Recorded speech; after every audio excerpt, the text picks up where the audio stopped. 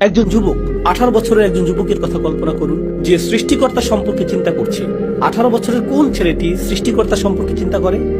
তারা নতুন গেমের কথা ভাবে, তারা পরবর্তী ক্রিকেট ম্যাচের কথা ভাবে, তারা ভাবে কিভাবে অতিরিক্ত কিছু অর্থ উপার্জন করা যায়, তারা বিপরীত লিঙ্গের মানুষের কথা ভাবে, তারা ভাবে কিভাবে বাবা মায়ের চোখ ফাঁকি দিয়ে ধূমপানে আসক্ত হতে পারবে, মাদক, বন্ধুদের সাথে আড্ডা দেয়া, কিভাবে সকলের অগোচরে স্কুল ফাঁকি দেয়া। একজন যুবকের মনে অনেক কিছু থাকে, এমন জিনিস যা একজন যুবকের আগ্রহ তৈরি করে। খেলাধুলা, জিম করা, সৌন্দর্য চর্চা, পোশাক, গাড়ি, এই সব কিছুই এটাই তার মনে থাকে। 18 বছরের কোন ছেলেটি বসে বসে আকাশ নিয়ে ভাবে এবং বলে, কে এটা সৃষ্টি করলো? আমি এখানে কেন? আমার অস্তিত্বের অর্থ কি? আমার এখানে আসার উদ্দেশ্য কি? কেন আমি এই শূন্যতা অনুভব করি? এটি সাধারণ কোনো 18 বছরের ছেলে নয়, এমনকি এ যুগে সাধারণ কোনো 80 বছর বয়সীও এমন নয়।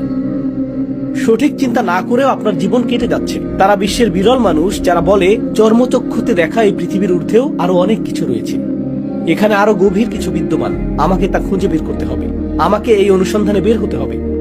তো আপনি রাসূল সাল্লাল্লাহু আলাইহি সাল্লামের সিরাতে এমন মানুষ পাবেন যারা ঈমান আনার আগ পর্যন্ত ঈমানদার বলে মনেই হতো না। যেমন ওমর ইবনুল খাত্তাব ইসলাম গ্রহণের পূর্বে ইসলামের বিরুদ্ধে খুবই আক্রমণাত্মক ছিলেন, অথবা হামজা রাদিয়াল্লাহু তাআলা আনহু ইসলাম গ্রহণের পূর্বে ইসলামের বিরুদ্ধে খুবই আক্রমণাত্মক ছিলেন, কিন্তু কিছু একটা ঘটেছিল যা তাদের আঘাত করে এবং ফাটল ধরিয়ে দেয়। আর তখনই আপনি দেখেন যে এর ভেতরে পানি রয়েছে, এর ভেতরেও ঈমান বিদ্যমান।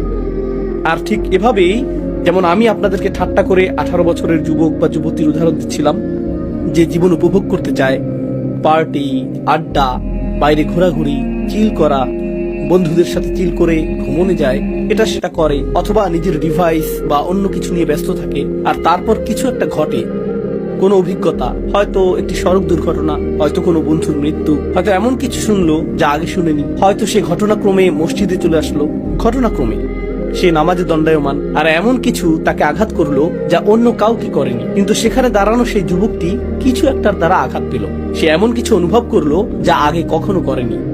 হঠাৎ করে সেই পাথরটির কি ঘটে?